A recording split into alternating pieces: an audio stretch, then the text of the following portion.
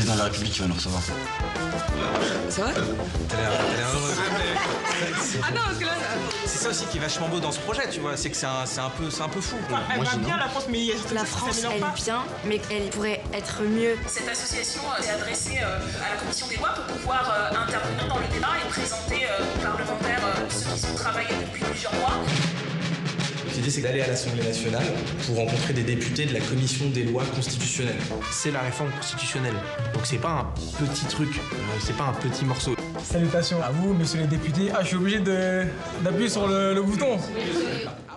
Alors, bonjour Pascal. Dites-nous comment est né ce film Et nous, le peuple. Alors, écoutez, vous savez, bien avant les Gilets jaunes et bien avant les cahiers de doléances qui ont été ouverts un peu partout en France, notamment par le président Macron, eh bien, ces deux réalisateurs avaient pressenti la crise de la démocratie, la crise de la représentativité parlementaire. Et donc, ils ont eu envie de donner la parole à des citoyens. Alors, évidemment, en cinéma, filmer des débats, filmer des... C'est pas très sexy.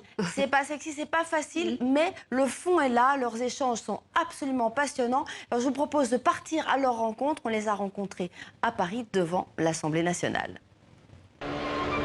Confisqué pendant la Révolution française, cet hôtel particulier devint en 1791 l'Assemblée nationale et le symbole de la première Constitution française. Régulièrement l'objet de débats et de réformes, ce texte fondateur a inspiré ces deux réalisateurs français. Ils sont inquiets, voici pourquoi.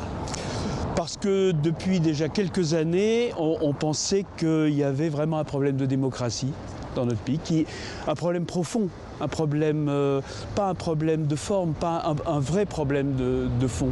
Et ce problème, c'était qu'il y avait une cassure, une coupure de plus en plus grande entre ce qu'on peut appeler nos représentants, nos dirigeants, ceux qui habitent cette maison, voilà, et puis ce qu'on peut appeler le peuple d'une façon très, très large.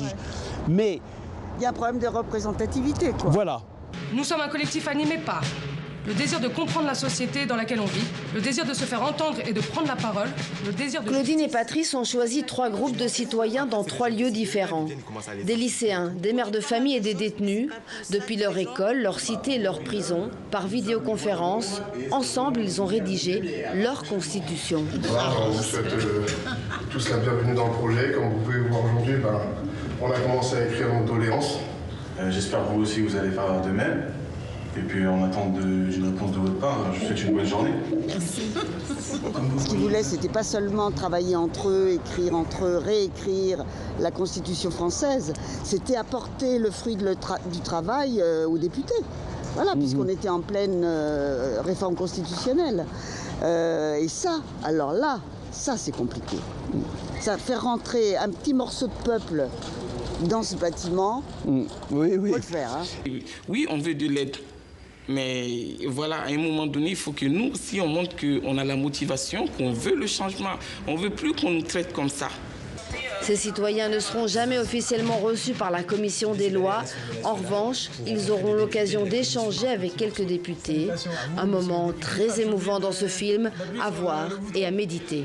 Ah ouais, déjà, vous me mettez dans l'embarras. Alors, on enchaîne, Pascal, avec eh bien, une triste nouvelle pour le Sénégal et pour le monde de la musique. Absolument. Samba Diabaré Samb, 95 ans. Regardez cette photo. Il est décédé ce week-end. Il avait été désigné par l'UNESCO trésor humain vivant. Il racontait, il chantait la saga des empires médiévaux africains. Alors, pour le plaisir des yeux et des oreilles, on le regarde.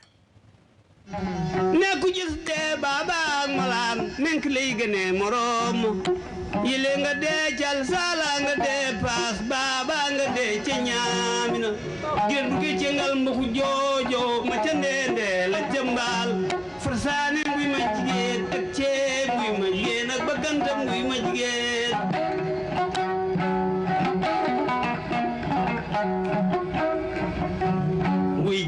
wi jalo la dema